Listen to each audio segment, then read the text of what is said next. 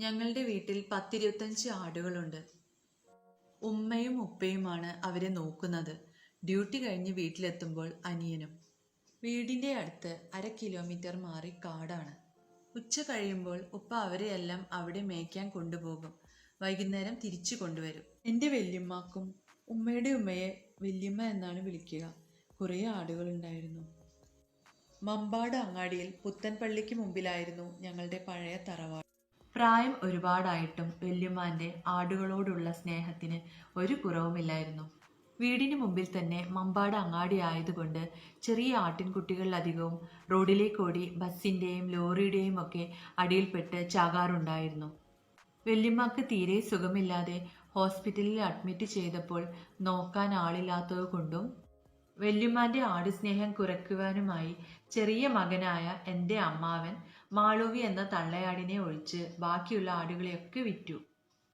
മാളൂവിയെ വല്യമ്മയ്ക്ക് ജീവനായതുകൊണ്ടാണ് വിൽക്കാതിരുന്നത്. ചെറിയ കുട്ടികളുള്ളത് കൊണ്ട് മാളൂവിയെ നോക്കാൻ അമ്മാവൻ്റെ ഭാര്യയ്ക്ക് ബുദ്ധിമുട്ടായതിനാൽ എൻ്റെ ഉമ്മയും ഉപ്പയും മാളൂവിയെ ഞങ്ങളുടെ വീട്ടിലേക്ക് കൊണ്ടുവന്നു. വീട് മാറിയതിൻ്റെയും വല്യമ്മാനെ കാണാത്തതിൻ്റെയും സങ്കടം മാളൂവിക്കുണ്ടെന്ന് ഉമ്മ പറയുമായിരുന്നു. വീടിന് പിറകിൽ തന്നെ പാടങ്ങളും മേഞ്ഞു നടക്കാൻ സ്ഥലവും ഉണ്ടായതുകൊണ്ട് മാളൂവി പതിയെ ഇണങ്ങി. വളരെ സീരിയസ് ആയിരുന്ന മരിക്കുമെന്ന് തന്നെ കരുതിയ വല്യമ്മ പതിയെ സുഖം പ്രാപിച്ച് ജീവിതത്തിലേക്ക് തിരിച്ചു വന്നു. ഹോസ്പിറ്റലിൽ നിന്നും ഡിസ്ചാർജ് ചെയ്ത അവർ വീട്ടിൽ തിരിച്ചെത്തി. തൻ്റെ ആടുകളെയൊക്കെ വിറ്റതറിഞ്ഞ് വല്യമ്മക്ക് വിഷമമായി. പിന്നെ തള്ളയാടായ മാളൂവി തൻ്റെ മകളുടെ അടുത്താണെന്ന സമാധാനവും. അങ്ങനെയിരിക്കെ അക്കാലത്ത് ഒരു ദിവസം ഞാൻ ഞങ്ങളുടെ വീടിൻ്റെ വരാന്തയിൽ ഇരിക്കുമ്പോൾ എന്നെ അത്ഭുതപ്പെടുത്തിക്കൊണ്ട് വീടിൻ്റെ മുൻപിൽ നിർത്തിയ ഒരു ഓട്ടോറിക്ഷയിൽ നിന്നും വല്യമ്മ ഇറങ്ങി. ഓട്ടോക്കാരന് പൈസയൊക്കെ കൊടുത്ത് സ്റ്റെപ്പുകൾ ഇറങ്ങി വല്യമ്മ വീടിൻ്റെ മുറ്റത്തെത്തി. എന്നെ ഒരു നോട്ടം നോക്കി ചെറിയ ചിരി ചിരിച്ച് വീടിൻ്റെ അകത്തേക്ക് വരാതെ പിന്നാമ്പുറത്തേക്ക് നടന്നു പോയി. കയ്യിൽ ഒരു കവറും ഉണ്ടായിരുന്നു. ഞാൻ കരുതിയത് അതിൽ ഞങ്ങൾക്ക് തിന്നാൻ വല്ല ബേക്കറിയുമായിരിക്കുമെന്നാണ്. വീടിൻ്റെ സൈഡിലെത്തിയപ്പോൾ തന്നെ വല്യമ്മ ഉറക്കെ വിളിച്ചു, മാളൂവിയേ, ഇഞ്ച മാളൂവിയേ. മാളൂവി വല്യമ്മാനെ കണ്ട സന്തോഷത്തിൽ ഉറക്കെ കരഞ്ഞു. കയ്യിലുണ്ടായിരുന്ന കവറിലെ പ്ലാവില വല്യമ്മ മാളൂവിക്ക് തിന്നാൻ കൊടുത്തു. മാളൂവിയുടെ തലയിലും വയറിലുമൊക്കെ വല്യമ്മ കുറേ തലോടി. വല്യമ്മ വന്നതറിഞ്ഞ് അയൽവാസികളൊക്കെ കൂടി. ഇത്രയും പ്രായമുള്ള സുഖമില്ലാത്ത ഉമ്മ എങ്ങനെ ഇവിടെ എത്തിയെന്നായിരുന്നു എല്ലാവർക്കും അത്ഭുതം. വല്യമ്മ ഞങ്ങളുടെ വീടുണ്ടാക്കിയിട്ട് ആകെ ഒരേ ഒരു പ്രാവശ്യം മാത്രമേ വന്നിട്ടുള്ളൂ.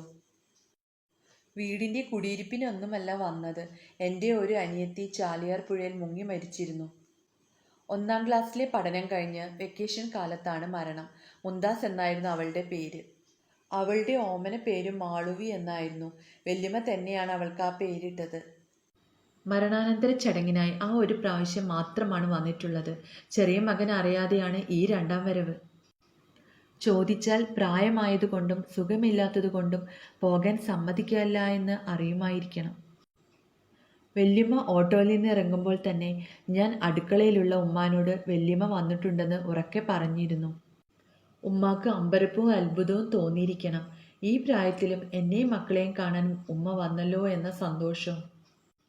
പക്ഷേ ആട്ടുംകൂടിനടുത്ത് അയൽവാസികൾക്കിടയിൽ മാളൂവിയെ താലോലിച്ച് നിൽക്കുന്ന വല്യമ്മാനെ കണ്ടപ്പോഴാണ് ഉമ്മാക്ക് സത്യം ബോധ്യമായത്. ഉമ്മ തന്നെ കാണാനല്ല വന്നത്, മാളൂവിയെ കാണാനാണെന്ന്. അയൽവാസികൾ പിരിഞ്ഞപ്പോൾ വീടിനകത്തേക്ക് വന്ന വല്യമ്മയോട് ഉമ്മ പരിഭവം പറയുന്നുണ്ടായിരുന്നു. എന്നാലും ഉമ്മ, നിങ്ങൾ ഇത്രയും കഷ്ടപ്പെട്ട് ഈ വയസ്സാം കാലത്ത് 10-12 കിലോമീറ്റർ ഓട്ടോറിക്ഷയിൽ വന്നത് നിങ്ങളെ ആടിനെ കാണാനാണല്ലേ, നിങ്ങളെ മകളായി ഇന്നെ കാണാനല്ല. 93ാമത്തെ വയസ്സിലാണ് വല്യമ്മ മരണപ്പെട്ടത്. ലോറിയിലും ബൈക്കിലുമൊക്കെ മമ്പാട് അങ്ങാടിയിലൂടെ യാത്ര ചെയ്യുമ്പോൾ പുത്തൻപള്ളിയും തറവാട് നിന്ന സ്ഥലവും കാണുമ്പോൾ വേദനയോടെ വല്യമ്മാനെ ഓർക്കാറുണ്ട്.